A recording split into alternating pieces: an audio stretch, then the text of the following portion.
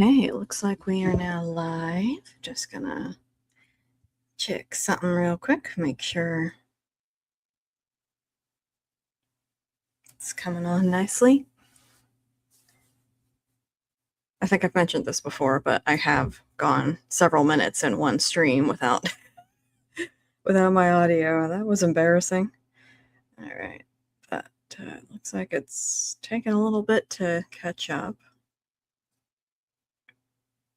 Certainly don't want to start before things get going. What the hell? Why are you not? There we are. There we go. Okay. So, hi, it's Heather. Welcome back to the channel. And like the title says, we're going to be looking into Warhammer comic books since I originally started as a comic book channel and sort of, I guess I am transitioning into Warhammer while I'm painting my little Ultramarine. Yeah, I decided to turn him into an Ultramarine because I do plan on playing the game, and I know that some different factions have different codexes. There's a group that follows the codex just fine, but so I feel like Ultramarines is going to be like a good start. There might be a chance that these minis are probably not going to make it onto the field, but we're going to start. I forgot one of my brushes. But on top of that, I have new little figures here. Let's see. These are my two little Kriegers that I recently got. I had to move them up here behind the camera because they used to be down there with my Black Templar and Psycho Warrior. But my cat, my dear little Buttercup, she loves to come up on the desk and look out the window here. So yeah, now the Kriegers are going to be staying up there, and we'll see where things go. All right. So looking into Warhammer comic books was actually a little more tricky than I thought it was going to be because they do exist. Literally any entertainment thing you can think of has a comic book now. There's the Dolly Parton comic book, there's the Kiss comic book, there's the Kool-Aid comic book. So it should not surprise anybody that there are Warhammer comic books out there. However, looking for videos about the Warhammer comic books, I was a little surprised how few there were compared to the novels, because if you try to type in Warhammer comic books, it's like, oh, you want to talk about the novels. And it's like, well, we'll get to that another day if you guys want to, but I'm looking for the actual comic books. This was actually a suggestion by one of my mutuals. Let's talk about comics on X a little while back, and he mentioned that only the Marvel ones seem to be like decently okay. That's according to his friend who's into it, but yeah, there's surprisingly not a lot of hoopla about the Warhammer comic books. So let's see if we can talk about that today.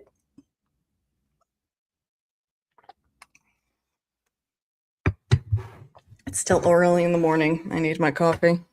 Well, early for a Sunday. Okay, let's see if I can.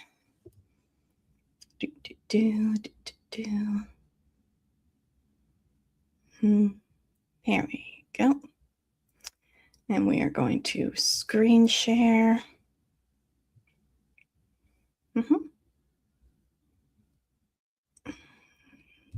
Ah, there we go. All right, so I decided to start with the the Wikipedia page here. So Warhammer 40,000 comic books. So very bare bones start. Okay. All right, so the comics were a spin-off and tie-in based on the 40K universe, originally appearing in Inferno and Warhammer Monthly, the latter renamed to Warhammer Comic when it became a bi-monthly publication towards the end of its run. Okay, what is Inferno?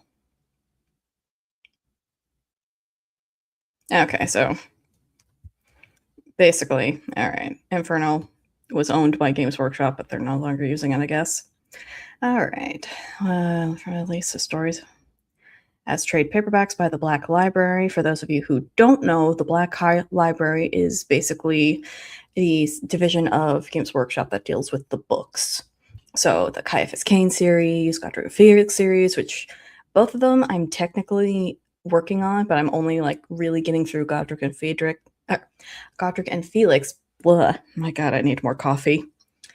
And I started the Caiaphas Cain book and I stopped. I don't know why I stopped, but I am planning on finishing that by the end of the year.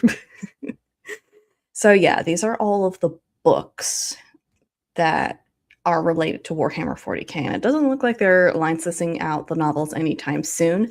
But from what I can tell from the publishers, plural, it looks like they have already licensed out to the comic books. Okay. So released as graphic novels. In 2006, they decided to license out their stuff. And for those of you who are listening and cannot see, so it looks like from 1997, hey, that's the year my sister was born, to 2004, the Black Library handled the comic book section. 2006, 2009, that's when Boom Studios were handling the comic books. And is Boom Studios still doing okay? Last I heard, they were not doing too hot. All right, so 2016 to 2018, the Titan Comics held the license for it, and then from 2020 to 2022, Marvel Comics handled it. Okay. Oh dear, is Disney going to try and claim Warhammer? Please, dear Lord, do not have Disney claim Warhammer. All right. So the history and background is basically, I did a quick little skim through it, and it's basically they just wanted to have comic books that tied in with the stories, which, fine, perfectly fine. All right, so it looks like instead of the typical Wikipedia thing where they have like a little chart, they decided to just list it all into a bulk text, which, fine. Okay. Something I've noticed by going through Wikipedia pages is you can definitely tell that they're written by different people just by how they are organized. All right, so looks like this is the first one that was released by the Black Library, which was Blood Quest. Oh, no, it was not. Oh, and it almost got a film adaptation. Nice. Exhaustor adapting it to a CGI film. All right, look. But it's on hold. Okay. Demon Fugue. Okay. And Death Watch. Flames of Damnation. Inquisitor Ascent.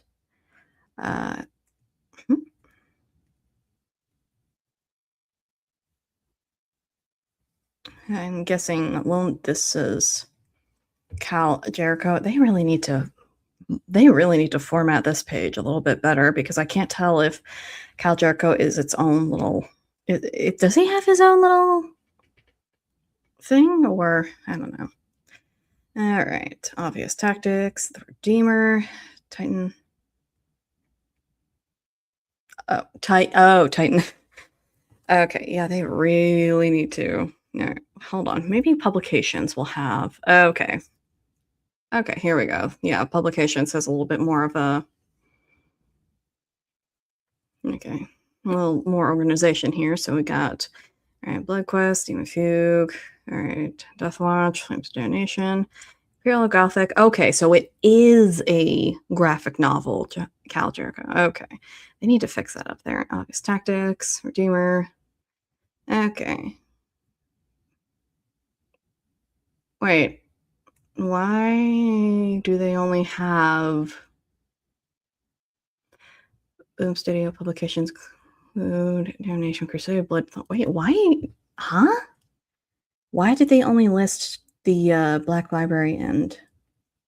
Okay, so Titan Comics does have an ongoing series. Okay, Will of Iron, Dawn 4, and Death Watch. Marvel Comics in 2019, it was announced Marvel had partnered with Games Workshop to publish Warhammer comics. All right, first one, limited series.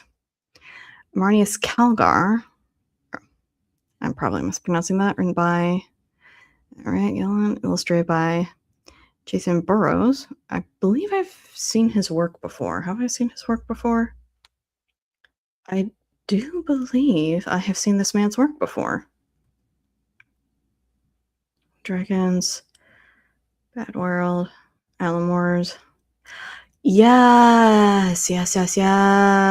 He worked on Crossed. That's right. I do remember this guy. He has like a really like soothing art style to me, even though he makes some of the most brutal shit on the planet. But all right. So sorry about that. Got a little distracted. But it does make sense that he's going to be working on Warhammer because he knows how to make some gnarly scenes. For those of you who are comic book fans and at least know about Crossed, yeah, that makes sense that he would be tapped for that. All right. So I find it kind of weird that they kind of glossed over Titan and Marvel. Ah, well, whatever.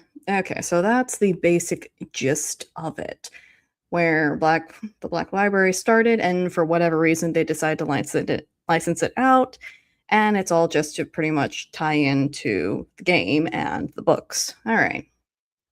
So, standard stuff. All right, so let's get into some of the YouTube videos now so I can actually start painting this dang thing.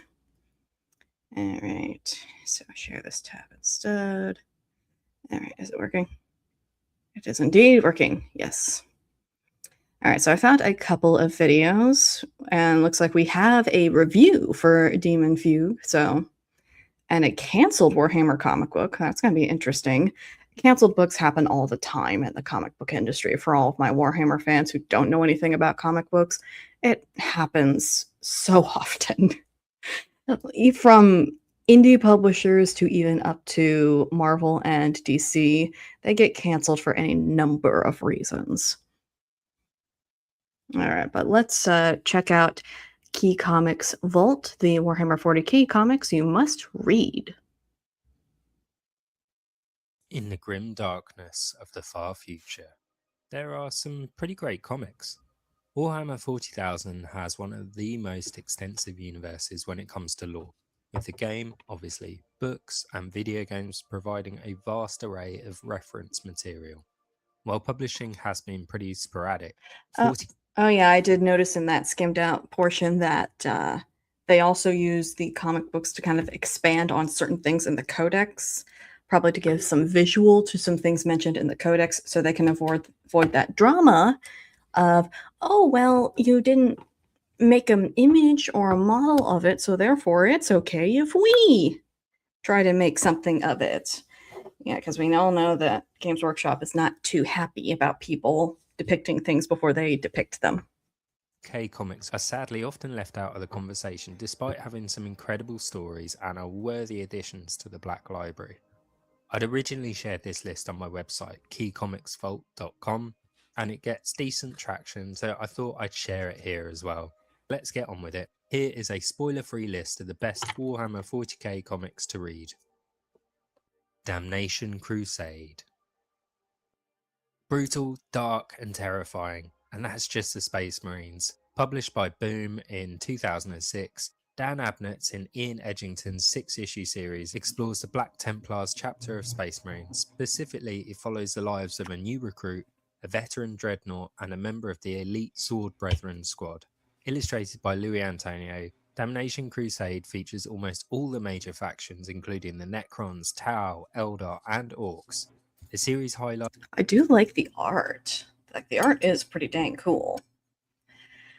But I think they're doing like a whole... I think I can see where the story is going just by how he is describing it. Like, new recruit, dreadnought. Dreadnoughts, for those of you who don't know, basically they are veteran Space Marines who got severely injured and they're no longer able to stand on their own. So they basically get put into this giant, they call it a sarcophagus, but it's this giant mech that they can't get out of, and they continue fighting from there. It's kind of horrific, and from what I have gleaned, some Space Marines take it better than others. Some are completely fine with it, and some are just like, oh my god, what the hell? Like, there's a gag of Dante of the Blood Angels where he's like, okay, if anybody tries to dreadnought me, I am going to go postal. That is the meme. Because dude is 6,000 years old. He just wants to die. He wants to die and go to the Emperor and his father. Is the unforgiving recruitment process for the Astartes, brutally subjecting potential Marines to tasks that few will survive. It deservedly holds a place on this list as one of the best Warhammer 40k comics. The Redeemer. What is with that design? Devotion to the Emperor can be shown in different ways. For a few fanatics on the hive world of Necromunda, called the Redemptionists, such dedication to the Emperor is shown through acts of violence against unbelievers, scavies, and plague zombies, led by Yeah, it's typical 40k shit. Clovis the Redeemer. These zealots pursue the Ratskins, led by a shaman called Caller, in a battle to decide the fate of Necromunda. Pat Mills and Debbie Gallagher's The Redeemer is decidedly less serious than most Warhammer comics, despite the dark tones and the violence aptly drawn by Wayne Reynolds. There is humour abound, and the relationship between Clovis and one of his acolytes, Deacon Malakav, is almost touching. Like others on this list, it originally first appeared in War. I'm gonna guess by when they say almost touching, they make a few quips with each other, but there is definitely a, if you do not do this thing for me, then I am most likely going to kill you. Warhammer Monthly in 1999, before eventually being published by the Black Library as an omnibus, and is a must-read Warhammer 40,000 comic. Lone Wolves. No surprise perhaps to see another Dan Abnett work on this list, and Lone Wolves deserves its place. A Black Library publication, Lone Wolves transports the reader to the world of Shadrach, a planet targeted by a tyrannid horde. Do not expect a heroic tale of turning back the waves of Xenos, though. This ice planet of the Imperium is already doomed, with only a small band of Imperial Guard left. Ammunition is low, morale lower, and the Tyranids are getting closer. There is hope, though, as a small contingent of Space Wolves Space Marines are present on the planet too, ready to dish out death and glory. Again, this story was originally published in Warhammer Monthly and illustrated by Carl Richardson. It features some of the finest artwork in any Warhammer comic. It's definitely one to pick up and read if you're a fan of Space Wolves or the Imperial Guard. Blood Quest. Prior to this list, I'd already written an article looking at Blood Quest, exploring the demon world of Eidolon, a planet split between the warring factions of Khorne, Nurgle, Tzeentch, and Slaanesh. It is a Khorne. Oh, so they're stuck in like the thick of it. Okay. Ooh, black and white. worthy inclusion in a list of best Warhammer comics, as it tells the exploits of exiled Space Marine Captain Leonatus of the Blood Angels in his quest to reclaim the Blade En Carmine, a chapter relic. Written by Gordon Rennie and illustrated by Colin McNeil, Leonatus and a small squad of Space Marines journey into the heart of the Eye of Terror. There they encounter challenges and horrors beyond their imagination, far from the Emperor's light. Just how far will the Blood Angels go to accomplish their goals? Blood Quest is one of the best Warhammer comics. Does that demonette have a lobster claw for?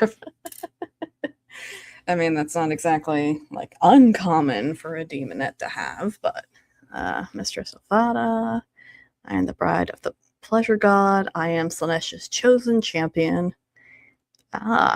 So she's a sex fiend.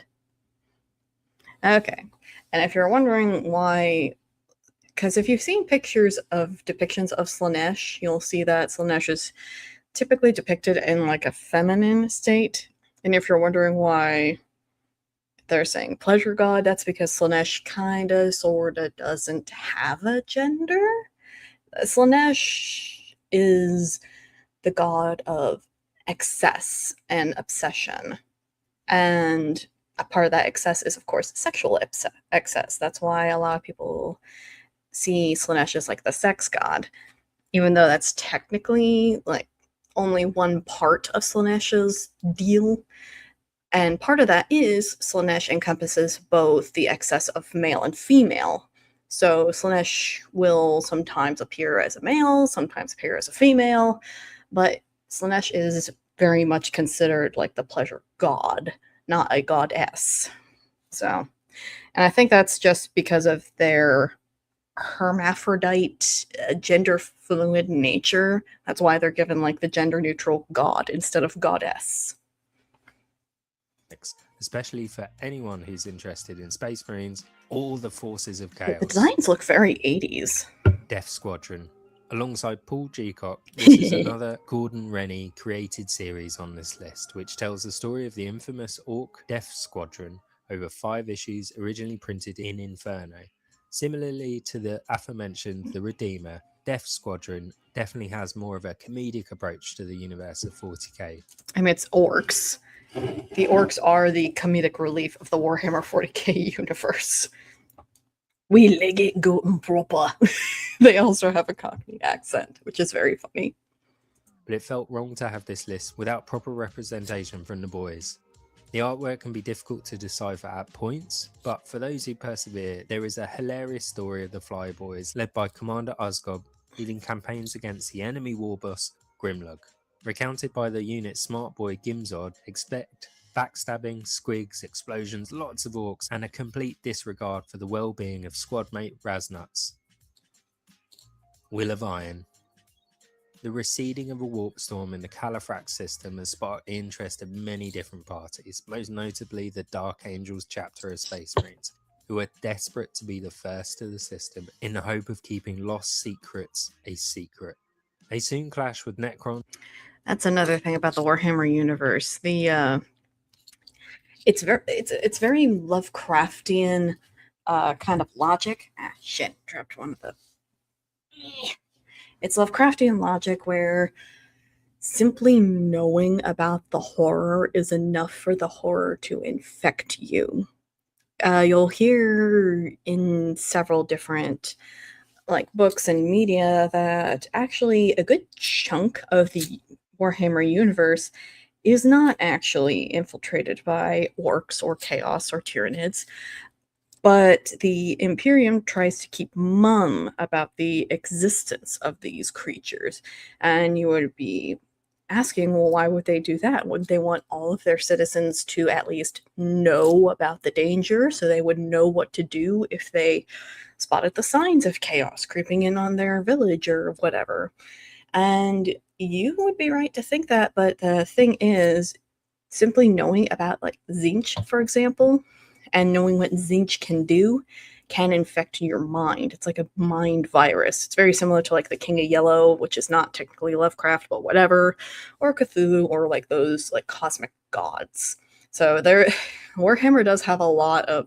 We've discussed this before. Warhammer takes from all sorts of sources. It's not the most original IP on the planet, and that's okay. That is okay. Eldar and the Forces of Chaos in an attempt to complete their mission. Published by Titan Comics, George Mann's 13 issue, numbered 0 to 12, Will of Iron, covers the best of the 41st millennium. Powerful weapons, demons, terrifying factions, and completing objectives.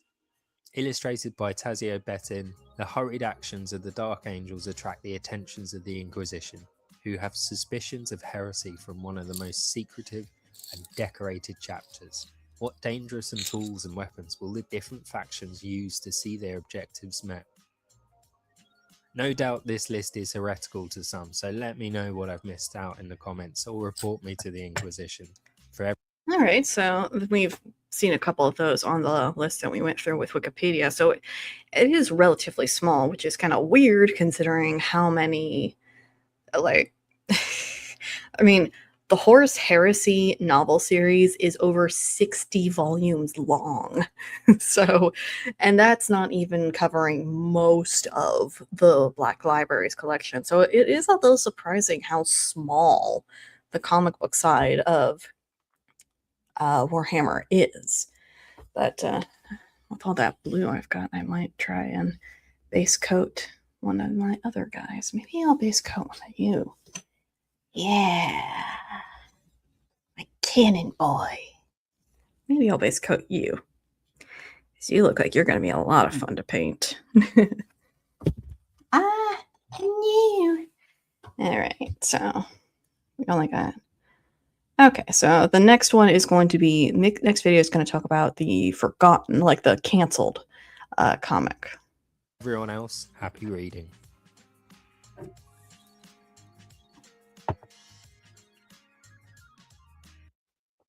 Hello. There was a time when Games Workshop was all set to bring together some of the best writers and... Why does he look like an evil duke? I think it's because of the highlights in his beard and his hair. He kind of looks like the suave. It makes him look like the suave evil duke that is plotting something in a fantasy setting. I don't know. Maybe he did that on purpose. Artists in British comics to produce an anthology of stories set in the worlds of Warhammer Fantasy and 40k. But this wasn't before the launch of Black Library, Inferno magazine, and Warhammer Monthly in the 90s. This was the better part of a decade earlier, in the late 80s. I'm Jordan, this is Jordan Sorcery, and today we're exploring the history of the Warhammer comic that never was. Oh. Like I said, comic books get canceled for all sorts of reasons. So it might have been a case where they wanted to do a comic book, but for like financial reasons, or like they couldn't get the, I don't know, equipment for it. They couldn't do it.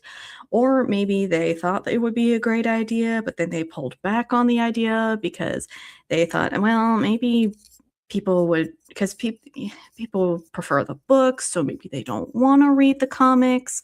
There's all sorts of reasons.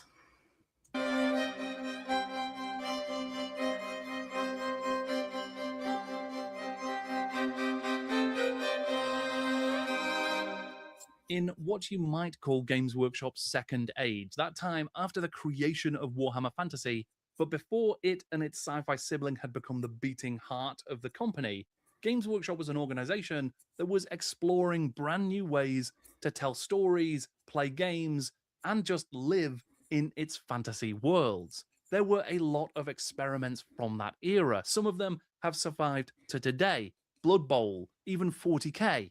You can still read stories about Genevieve the Vampire and Jack Draco the Inquisitor. And of course, if you can handle it, you can still listen to D-Rock on Spotify. It's actually kind of crazy how Warhammer started with the fantasy setting, but then it became synonymous with like space battles and space marines and all of that, and all the nonsense with the Emperor of Mankind. So it is kind of funny how it started as one thing, and then it eventually grew into something almost completely different. And that might be because they wanted to try and license stuff on their own. It might be because, oh, well, there's a bunch of sci-fi fans among our fantasy fans, so we might as well capitalize on the sci-fi stuff. So I just checked, and Spotify can't handle D-Rock, so you'll have to content yourself with Bolt Thrower instead. Alas, some of those experiments did not stand the test of time, or in some cases, even make it to print. Long before the launch of the Inferno magazine or Warhammer Monthly, there had been rumblings of a Warhammer comic, one that sounded like it could have been incredible. But before we get into that, why don't you smash the like button, snick to the subscribe button, and bamf this video by sharing it with your friends. And yes, I regret everything I just said. In 1997, Games Workshop's self-described minister without portfolio, Andy Jones... Oh my gosh. Yeah, go back a little bit. I need you to go back a little bit. Sharing it with your friends.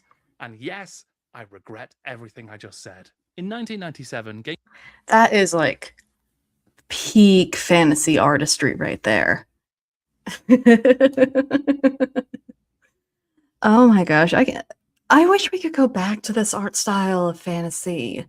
I'm so tired of like the cutesy, like, corpo slop illustration fantasy. Like, this looks cool. Why did they get rid of it?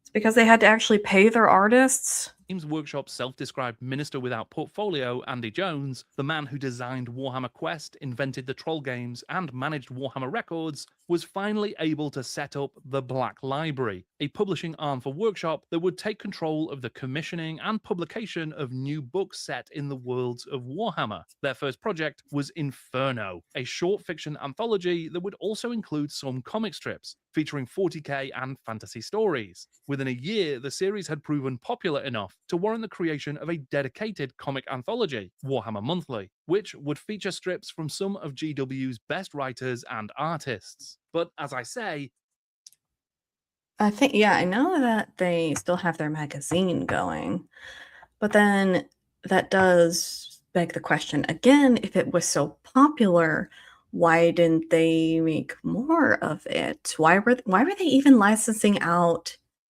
the comic books in the first place? Because typically you license it out for there are many reasons to license it out, but I mean, maybe they were, like I said earlier, they were struggling to like get the means and get the like connections for it. Because by the time they started licensing stuff out, Warhammer was still very much a niche thing. So maybe that's why they had to license it out.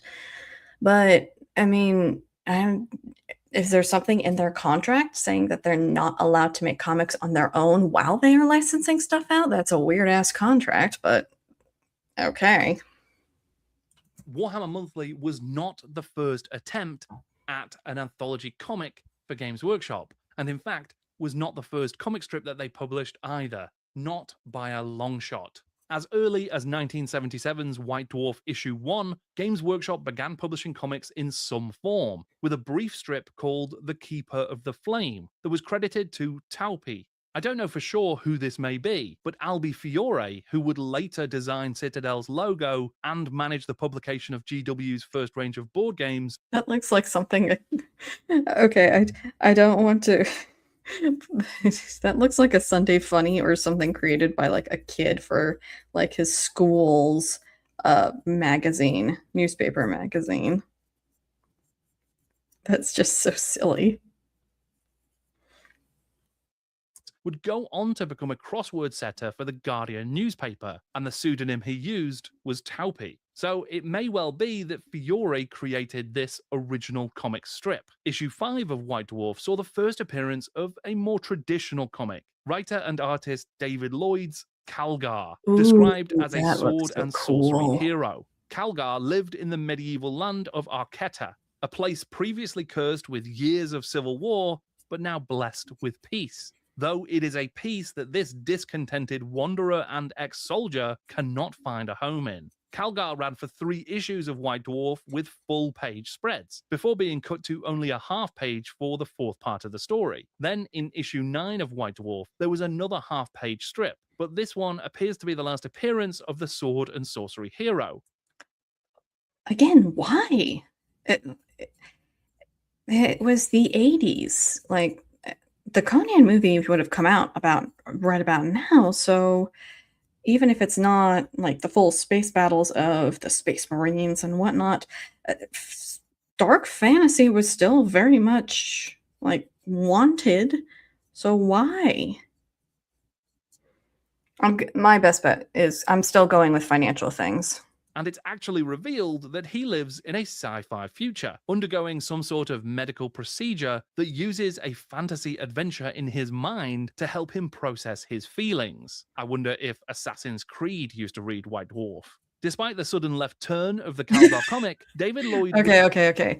Accusing other gaming franchises of stealing from Warhammer will forever be funny to me, because Warhammer has stolen a shit ton from other franchises, so it's like pot calling kettle black there. Go on to far greater things, not least of which was illustrating Alan Moore's V for Vendetta. Whether out of respect for or confusion from the end of Calgar, It would be a while before White Dwarf would attempt publishing comic strips again. Issue 45 in September 1983 would usher in a new age of GW comics, with the premiere of 2 new titles, Mark Harrison's science fiction story The Travelers and Carl Critchlow's Thrud the Barbarian. The Travelers was a parody of a Traveller RPG campaign, which ran until June 1986's White Dwarf 78. The original printing of The Travelers in White Dwarf was in black and white, but Harrison has since uploaded coloured versions of the strips to a dedicated website, which I've linked in the description below. Harrison would go on to work on many 2000 AD comics, in particular Durham Red with writer Dan Abnett. We'll come back to Thrud in a moment, but Martha has just reminded me that this is probably the best time to mention 2 unusual, strange little characters that regularly appeared in White Dwarf, at least for a while. One was Derek the Troll, and the other was the goblinoid creature known as Gobbledygook. Gobbledygook was created by Bill. His name is actually Gobbledygook. Really? They couldn't come up with anything a little bit more, I don't know, original?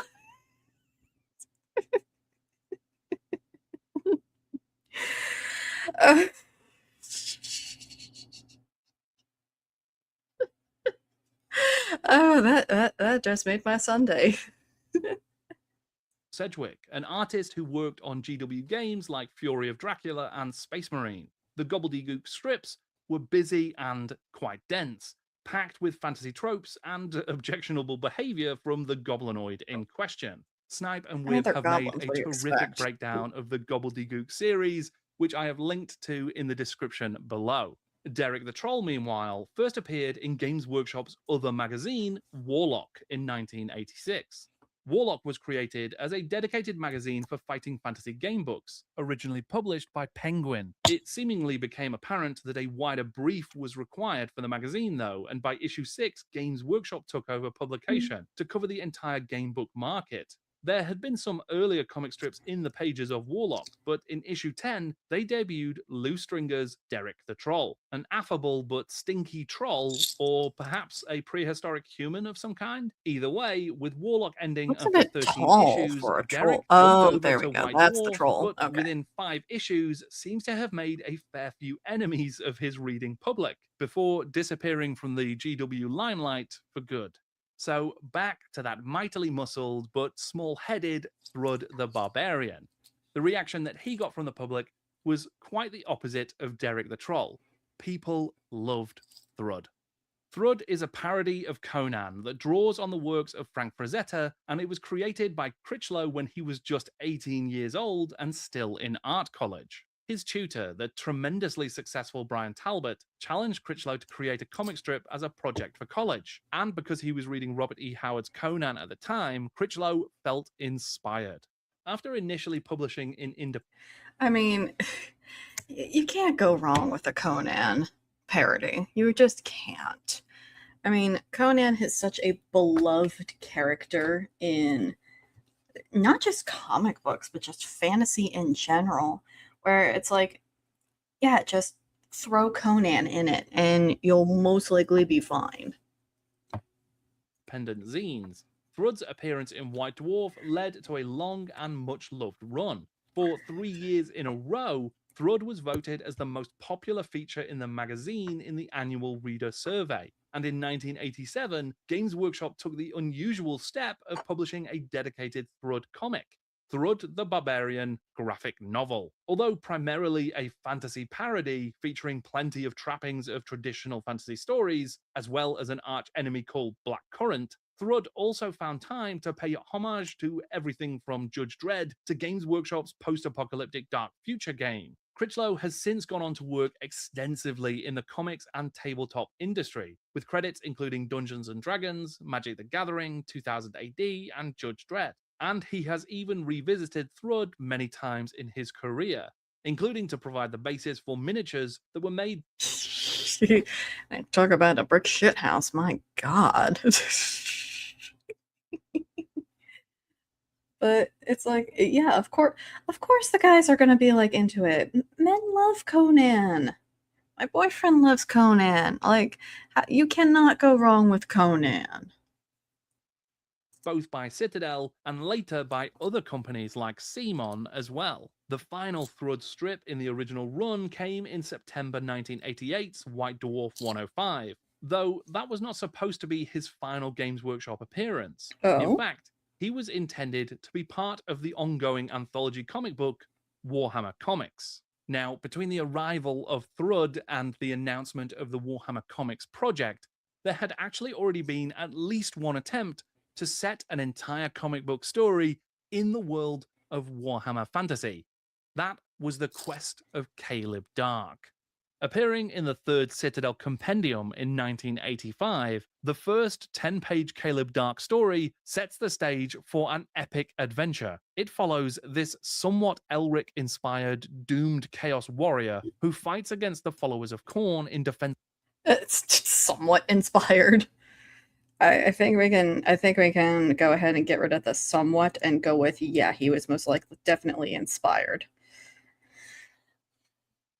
Of Prague in the Grand Duchy of Kislev. You see, he is both a follower of Chaos and a fighter of Chaos, because he doesn't follow the regular 4 Chaos gods that we know today. He actually worships the renegade god Malal. Caleb Dark was created by Judge Dredd legends John Wagner and Alan Grant, with art by Brett Ewins and Jim McCarthy. It had just 3 issues, but it is a fascinating moment in history where things could have gone quite different for Chaos and for the Warhammer world in general. And because I think it is such an interesting... British comics just in general are incredibly interesting because they had so many cool concepts for comic books. And it's a little strange how not unpopular, but they're just not as popular when it comes to, you know, us Americans, except for the likes of Judge Dredd or something like that. So, yeah, it's very, very strange. I'm gonna have to go over that again, aren't I? But yeah, looking at the dude, he definitely is like a mashup of Judge Dredd and Elric. Story. I'll be trying to find time to make a video all about it at some point. First mention of the Warhammer comic anthology came in the Culture Shock news page of White Dwarf 103 in July 1988. Why are GW so popular? Think of the speeding metal of Dark Future, the grim peril of Woofrup, the ironically colourful 41st Millennium of Warhammer 40,000, the parody of Blood Bowl. Ironically colourful 41st Millennium. The past really is a foreign country. The trouble with a whole universe is the difficulty in getting it all into print. There's always another aspect to it that we don't have room to show you. Surely, plenty of people would be interested if we found a way of revealing a little more of the strange places people... Okay, so it was like they're trying to figure out how to get it all printed out. Okay. And creatures that exist in the games. Yes, but how? We're going to produce a high-profile monthly adventure comic. The news feature goes on to detail a 48-page comic that has had months of planning, conversations with famous names, and that will stay faithful to the background and worlds that the stories are adapting. What it doesn't do is provide a launch date, though. Instead, it just signs off with "Watch this space." By White Dwarf 109 in January 1989, things had progressed, even if only slightly. There was now an editor attached to the project, Ian Rimmer, and a likely publication window. I think the I'm following starting to spring. see Rimmer had already had an impressive career in British comic books, having worked at IPC, the publishers behind 2000 AD and Judge Dredd, working on the horror comic Scream, and editing the likes of Spider-Man and Captain Britain for Marvel UK. Rimmer had also written for Judge Dredd and would go on to write comic stories for Zorro, the Hulk, and Real Ghostbusters. By the way, that is a fabulous cover.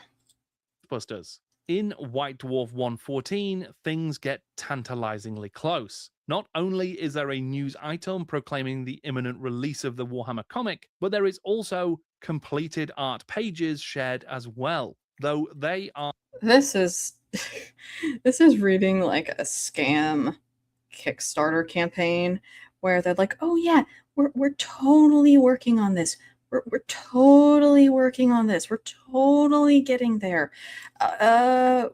We have this little information here for you. And yeah, it's totally coming across. We're getting this one dude involved. You know this dude. And here's some art pages to keep you quiet and keep you happy. Blah, blah, blah. And then, like, a year later, you're like, where is the thing? I'm like, oh, yeah, it's canceled.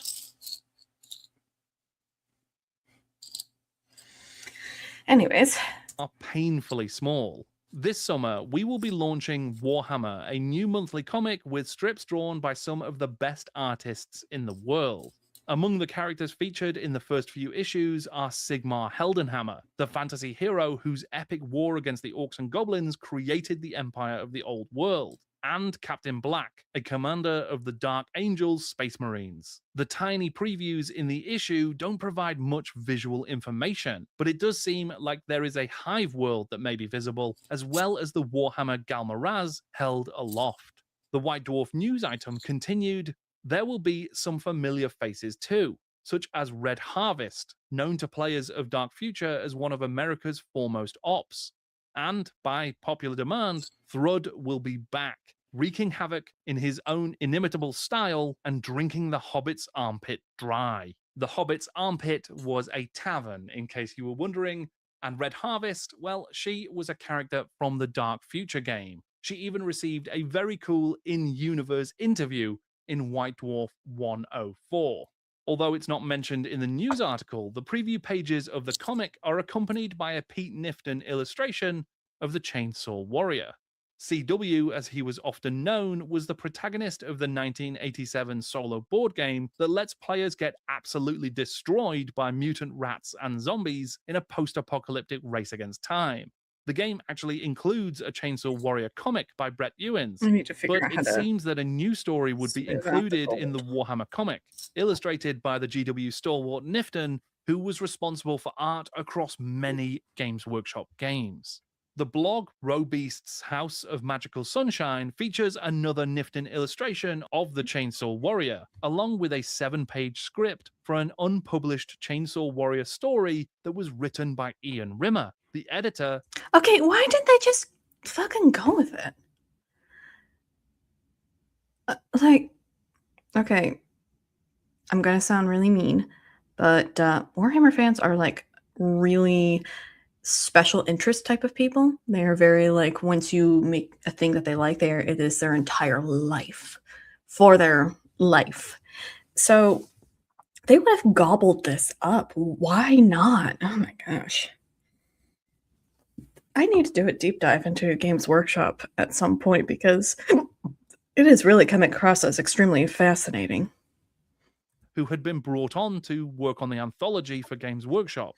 The particular iteration of the Warhammer comic that these news articles detail never actually made it to print, unfortunately. It seemed to peter out and then kind of disappear. But it wasn't quite dead, at least not yet. And in fact, some of the art that may have been intended for these comic strips possibly made it out into the public as well. White Dwarf 121 included John Blanche's semi-regular Illuminations feature, where he would curate and introduce art from an up-and-coming Games Workshop artist. In this issue, the artist in question was Kevin Walker. Included in the feature is a double-page spread that seems to show comic strip art, sans dialogue, of a Space Marine captain. On his shoulder is the name Black, potentially indicating that this art may have originally been intended for the comic story about Captain Black of the Dark Angels Space Marines. Interestingly enough, in the intro to this feature, Kev Walker says that his ambition is to publish a collection of work and a serious comic strip. And it also seems that some of the art created for the Warhammer fantasy strip about Sigmar may also have found its way out as well. In the programme for the 1989 UK Comic Art Convention, there is a piece... Oh, I would be so pissed if I was a fan. Like, you have been teasing this stupid thing for all this time, and you're not giving it to us because I would be so pissed if I was a fan by artist at that time. John Ridgway, entitled Sigmar Heldenhammer, with the copyright for Games Workshop detailed at the bottom. In fact, in the previous year's program, there was another Ridgeway piece which, whilst not bearing a title or GW copyright mark, very well could have been another image for this same story. With that version of the Warhammer comic seemingly stalled and nowhere to be seen by its intended spring 1990 release date, it would have been reasonable to expect that that was the end of the story, at least until issue 128 of White Dwarf brought it up again. Ian Abinett and Alan Cowsill have just joined the design studio as editors for the Warhammer comic, which is now proceeding apace. Ian and Alan have published their own comic, Stormwatcher, and have written strips for Revolver and Starblazer. They currently write the Ricky Kilcane strip for Deadline. There was also a note in the following issue that said that Ian and Alan would be attending the 1990 UK Comic Art Convention, with the intention of recruiting new artists and writers to work on the project. Presumably, some of the talent who had been recruited for the original version had since moved on. I reached out to Alan Cowsill to get his recollections about working on the project, and I started by asking if this was the same version of the anthology that Ian Rimmer had been working on. No, we were slightly after that and mostly started from scratch. John Ridgway's... Wait. They promised one project. And now they're recruiting art for another project, and they're just going to sweep this first project under the rug?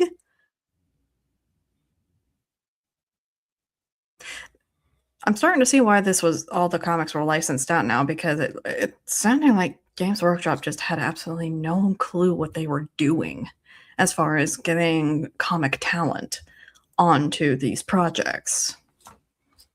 At least Boom, Titan, and Marvel know how to do that. But then again, they're comic book companies, so of course they would know how to do that. If they didn't, that would be very, very weird. Sigmar was going to be in it. It was real classic high fantasy. The comic we were putting together, at least from my point of view, was trying to create something as exciting as Warrior had been back in the day. It would have been a magazine format too.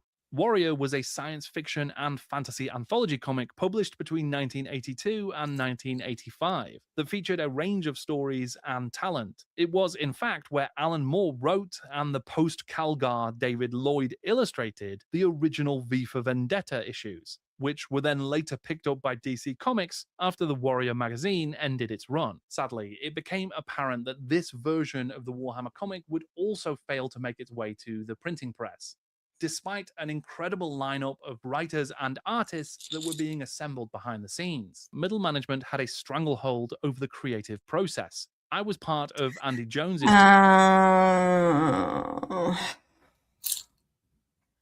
Yeah, that explains it. You know, I'm noticing a pattern with Games Workshop. It seems like all their problems are coming from their middle management. Because their creativity teams, even though they're most likely stealing from other sources, at least they've got it down bad. I mean, and the people who are at least getting like the mechanics of the games got it down. But it seems like middle management really, really, really wants to step in it for some reason.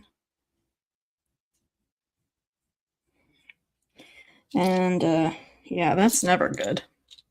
Team, and his whole purpose was kind of an outlier at the time, coming up with amazingly creative products to expand the GW universe. Andy was trying to set up the albums at the time, for instance, as well as watching over the comic and the new book line.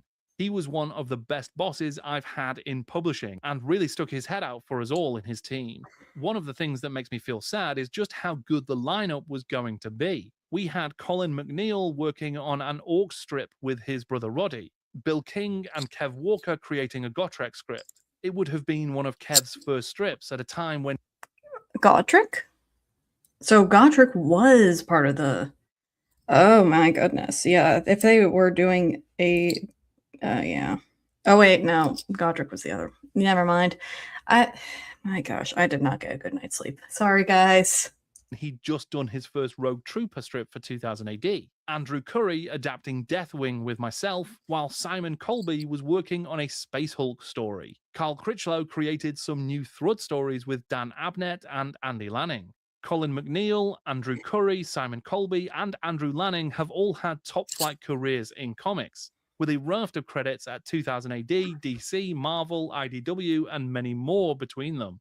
And it's a real shame that we didn't get to see what they might have created for the 40k and Warhammer Fantasy universes. And that's not to mention probably the biggest could have been of the whole thing. A Bill King scripted and Kevin Walker illustrated Gotrek and Felix comic was in the works in Oh, so it is 1990. Gotrek. Oh my gosh. Holy crap, look at that art. they really showed both of their personalities there. Okay, so if you don't know Gotrek and Felix, so Gotrek is a dwarf and he's known as a slayer, which means he did something in his past that he needs to atone for, and the way he atones for it is he dies in glorious battle.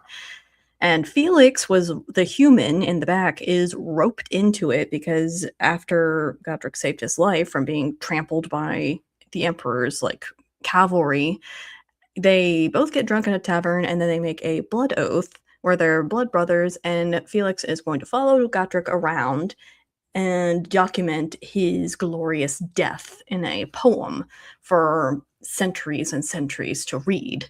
And Felix very much is not happy with his position, like a good 70% of the time. And you could see it on both of their faces where Gotrek is like so ready to throw down, and Felix is like, I can't believe you got me into yet another fight like this. But again, this is such beautiful art. Oh my goodness. And much like John Ridgway's Sigma art, a piece from the strip was also published in the UK Comic Art Convention programme. What an absolute beauty. Sadly, this was largely the end of the Warhammer Comics project in this form. There were no more mentions in White Dwarf news sections, no more comic art programs, at least not that I've been able to find. There's no public explanation for why work on the comics stopped, but it's probably no coincidence that the project ended around the same time as the 1991 management buyout of the company. Other ambitious ideas, like the self-published GW Books line, underwent massive changes then too, the likely result of reallocated investment budgets now better spent on international retail expansion and servicing corporate debt on the comics' eventual fate. Tale as old as time. Yep. Corporate gets involved. Alan Cowsill said, unfortunately, I think a lot of the top creators we brought into the company got disenchanted with the delays and changes and went on to get work elsewhere. There would, of course, later be comics set in the 40k and Warhammer Fantasy universes. And though the lineage doesn't appear to be direct, there are a couple of interesting echoes from the earlier projects into the more recent ones. Simon Colby would later work on a 40k comic with a script by Dan Abnett called The Bridge, which appeared in the Flames of Damnation anthology in 2005. In the same collection, Andy Jones would also go on to tackle the story of Two Heads Talking, the character from Bill King and Brian Ansell's Deathwing short story, with art by David Pugh. That Flames of Damnation release also included a number of comics that were originally published in earlier collections. Amongst those, Colin McNeil provided art for two stories written by Gordon Rennie, one about a Genestealer cult overrunning an Adeptus Arbites headquarters, and the other about a Space Hulk graveyard. Of course, I have no way to know if those later stories did contain elements or themes or concepts or actual complete stories from the versions that may have been told in the earlier Warhammer comic. But it's interesting to consider. In the book Talking Miniatures, Andy Jones speaks about the challenges that were inherent in creating and maintaining what would ultimately be Games Workshop's most successful attempt at comic book publishing, the 86-issue run of Warhammer Monthly. Although that 1998 project was very different from the earlier failed attempts, it is conceivable that what Jones reflects on holds true for all of the various iterations of the comic. I was a strong proponent of it being US comic sized, in full color, and with one story throughout. That's what comics were and are. But there were other senior voices who argued that it needed to be like The Victor or The Valiant. These were British comics from the mid-60s that featured characters like Alf Tupper, Captain Hurricane, and Roy of the Rovers. It had to be in black and white, and no story could be more than 2 pages long. That worked back in the 60s, but this was the 80s and 90s we're talking about. Like, comic books have very much become their own thing by this time. So I feel like a gaggle of teen fans of Warhammer could have fixed most of these problems. If they just got like a focus group of teenage fans of Warhammer 40K or Warhammer Fantasy, sat them in the room and asked them, what do you want from a Warhammer comic book? That would have solved a majority of all these problems. But for some reason, the middle management decided, or the higher ups decided, no, we know what's best. We know what our customers want. And it's like, but you don't. That's the problem. In the end, those voices prevailed, and we ended up with something that was neither fish nor fowl. It was American comic sized, not in colour, and with a range of characters and stories in each issue. I learned that compromise will kill both creativity and commerciality. If a project is going to succeed, it needs a diamond-hard vision and a champion who can make it happen. I was that champion. I was a good Games Workshop soldier, but I believed the vision was flawed. Then again, maybe I'm being a bit too harsh. Many people loved that comic, and I am still very proud of the fact that it launched the careers of many young writers and illustrators, so it was not all bad. Andy Jones, of course, was running the team when Ian Abernett and Alan Cowsill joined in order to edit their version of the Warhammer comic, and presumably was also running the same team when Ian Rimmer earlier was brought in to edit a different version of that comic. I think it's incredible that Andy Jones ultimately was, a decade later, able to get any kind of anthology comic released by Games Workshop, and it was clearly an incredible undertaking that was super hard to get done. I think it's a shame that we never saw those earlier versions, those earlier stories, because some of the talent involved is incredible. And yet, as Andy Jones says, it certainly did. Yeah, they had all this talent just handed to them on a silver platter. They could have made it work. Sometimes it's absolutely fabulous to watch a corporation take something that was just handed to them and somehow ruin it. It's fascinating and somewhat fabulous. I don't know why. Didn't end up all that bad. We did get Warhammer Monthly. We got a comic set in the Warhammer Fantasy and 40K universes. We get to explore it in a different way and see different types of stories realized for us in incredible and interesting and immersive versions of these worlds. So, as a big comic fan and a big Warhammer fan, I'm grateful that even if some of what we might have seen didn't come to pass, at least something did. And it was fun along the way. You can read my entire interview with Alan Cowsill on my website. I feel like that would have been a different story for those involved with it. I don't think we're not going to get enough time to get to that last video, which was a review, but I'll go ahead and put a link of that review for the, I think it was Demon Few comic in the description, so you guys can check it out for yourself. But yeah, that's an interesting, that is an interesting ride, and I should probably do a stream just about British comics at some point, because it is fascinating. All right, stop screen sharing, and I think but I'm still figuring out StreamYard, so please be patient with me. But yeah, I didn't get a whole lot of progress done on my little guy. I got his little gun, I got his eyes, I wanted to get that done at least, and I tried with the trim on his shoulder blades, but it looks very, very rough. So I'm gonna have to do a couple of Google and YouTube searches to figure out why that is.